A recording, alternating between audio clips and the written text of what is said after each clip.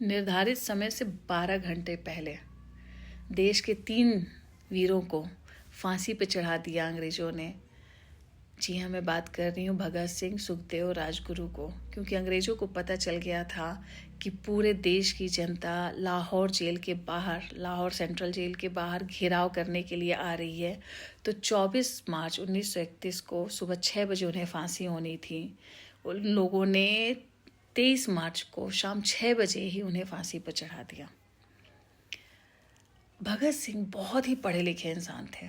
उनकी एक इमेज बना दी गई है, मूछ, बंदूक एंड गुस्सैल, क्रांतिकारी, बट वो बहुत ही पढ़े लिखे थे। उनकी अपनी आइडियोलॉजी थी।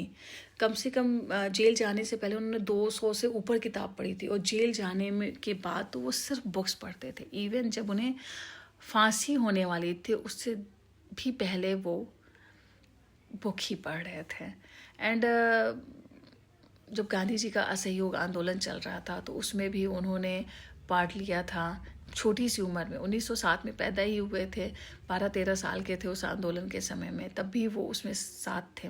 बट चौरी चौरा कांड में जब 22 लोग मारे गए और गांधी जी ने अपना आंदोलन वापस ले लिया क्योंकि वह अहिंसा के पुजारी थे, तो वो बात थोड़ी सी भगत सिंह को अच्छी नहीं लगी। उन्होंने कहा नहीं, थोड़ी बहुत हिंसा भी ज़रूरी है देश की आज़ादी के लिए।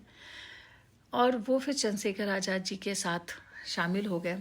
उन्होंने अपनी एक अलग एसोसिएशन बना लिया।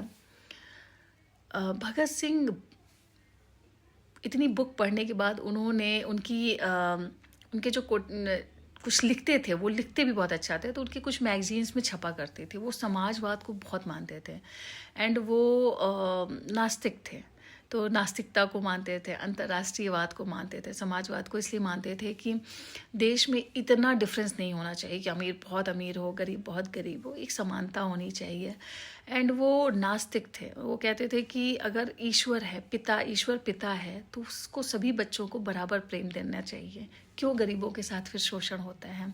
और अंतर्राष्ट्रीयवाद पे वो कहते थे कि ये पूरा जो विश्व है ना, एक परिवार है, सबको एक दूसरे का हाथ थाम के चलना चाहिए, ना कि एक दूसरों पे शासन करना चाहिए। तो कुछ उनकी आइडियोलॉजी थी। वो लेख लिखते थे और बहुत ही कम उम्र में वो शहीद हो गए।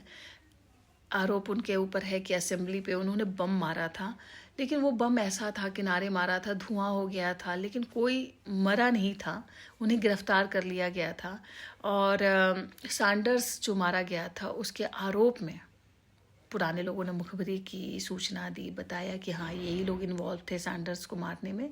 तो उस आरोप में फिर से पुरानी फाइलें खुली और उस आरोप में वो फिर फांसी की सज़ा पाए। उस समय ये था कि अगर गोरा मरता है तो सीधे फांसी की सज़ा होती थी।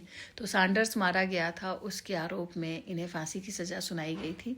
एंड जब इनको फांसी चढ़ा दी गई थी तो उसके बाद ये तीनों लोगों को फांसी चढ़ाने के बाद, आपने मूवी अगर देखी होगी तो कैसे इन्हें पीछे जेल से बसों ट्रक पे लाद कर ले जाके सतलज नदी के किनारे आधा जलाया गया था, जनता ने घेर लिया था।